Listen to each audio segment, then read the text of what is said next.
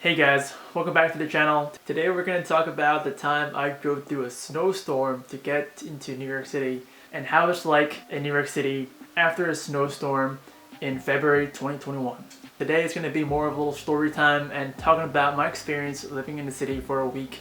Now this goes back to Super Bowl Sunday where there was actually a huge snowstorm and I had planned to go back to Manhattan in order to pack up my stuff out of my apartment and move back home. I already had a couple of appointments that I had to go to into the city that week and I couldn't really postpone them.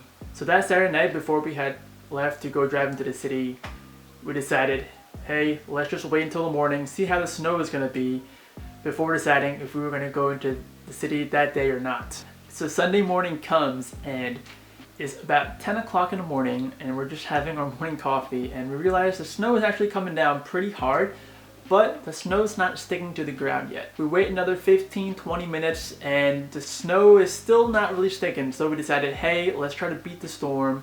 Maybe we can get into Manhattan before the snow really starts coming down and it starts accumulating on the streets and makes it really hard to drive over. Quickly, we realized that the snow is actually coming down even harder than we thought. And after about half an hour of driving on the highways, the snow starts accumulating more and more on the highway and starts getting a little sketchy. We drive a minivan, so it's not an all-wheel drive car, and it's definitely not a car that you should be driving through a snowstorm. But we drive as carefully as possible and as slow as possible. All the cars on the road were actually driving in the middle lane. Now, I took some videos while my dad was driving in a minivan, and you can see how bad the snow was. It was definitely a little sketch, and we were contemplating on turning back a couple times, but we actually made it into Queens, and once off the highways, the roads were actually a lot better, probably because they sprayed a lot of salt on the side streets, and then eventually when we made it across the bridge and into Manhattan, the snow really wasn't that bad anymore, probably because, again, of all the salt that was poured on the streets in New York City, and also just because the streets in New York usually run a little warmer, probably due to all the steam and subway stations and everything that's happening underground produces heat and prevents the snow from actually sticking. Now, a lot has changed in New York City since COVID. It's almost been a year since COVID and the lockdown in New York City, and with the vaccine coming out recently, things are starting to trend back to some sort of normalcy. Now that week while I was staying in New York, I actually walked around during rush hour, which is around 9 a.m. I was getting to my appointment in another part of town, and I realized that the streets were definitely not as full as they were used to be. If anything, they were probably 25% of what it used to be like. And on the subways, it was probably about 10% capacity, maybe even less. The train cars, you probably see about 5 to 7 people in one train car at most. Typically, 9 a.m. on a Monday, that train car is full to the brim. Probably closer to 100 people in that one train car. So that's just a comparison of what it used to be and what it is like now. Now, me and my girlfriend actually walked through a few other parts of Manhattan and kind of the more populated areas and touristy areas as well. We walked through Bryant Park and realized that the ice rink is actually still open, and the Winter Village shops that they have in Bryant Park are also open, but definitely not as many people as it used to be. It's probably better if you want to go ice skating right now because the rink used to be packed, and now I think you can see in the clip here there's plenty of room to actually ice skate as long as you're okay with being around some other people and being in close proximity to everyone while you're getting ready and putting your skates on. Now, the other place we went to was Chelsea Market, and that was the place where I was the most surprised about how few people were there. It was a Tuesday night, and we had tried to go there to get to Los Tacos #1, one of my favorite taco shops in New York City. And when we went to Chelsea Market, it's usually a pretty bustling and booming location, but when we went, although it was a Tuesday evening, there were really no people there at all.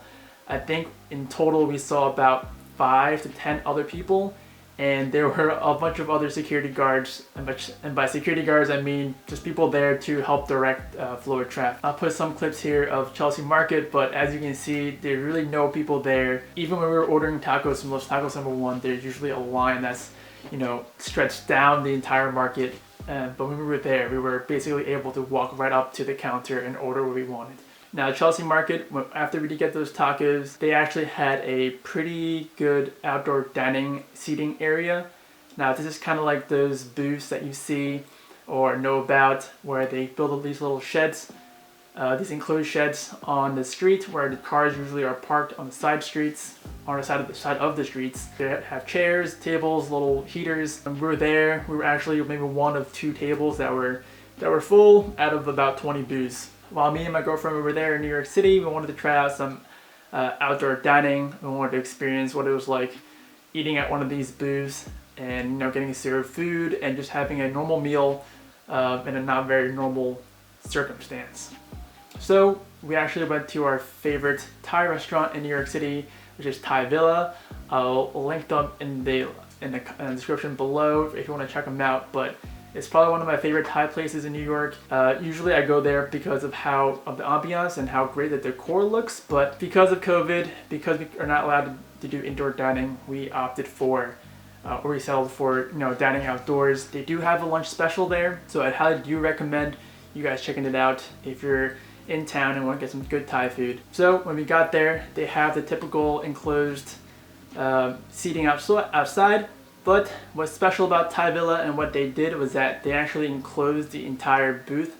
So they have a sliding door for everyone, and they have all their guests have little enclosed booths by themselves. It's definitely warm because they have a heater in there and there's no wind coming in. And the last thing I want to talk about was the supermarkets in New York, and also when I was in Chinatown. Now, when we were there for the week, we went to Trader Joe's for one of the days to get some groceries, and we realized that the line for Trader Joe's is actually still as long as it was before COVID. It might be because they're not letting as many people in and they're kind of controlling how many people are in the store at one time. But the line is often seen going around the block, which is pretty crazy. And it probably means that there are more people in New York City than you think.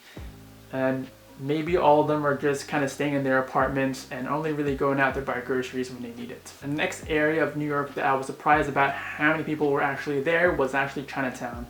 So I had a couple of doctor's appointments in Chinatown, and when I was there, it was actually bustling and hustling. There were just so many people on the streets and going in and out of the grocery stores. It was actually kind of overwhelming. It definitely did not seem like it was COVID, besides all the masks that everyone was wearing. But I guess that's just how it is. People have to get their groceries, and you still gotta eat during times like this. Alright guys, well that's it for this video. Hopefully you enjoyed my little recap of New York and the week that I spent living there. It was definitely pretty interesting to see how New York looks like and how it was, especially after a snowstorm and also because of COVID. Alright, thanks for sticking out to the end guys. I hope you enjoyed the video. Hopefully I'll see you in the next one.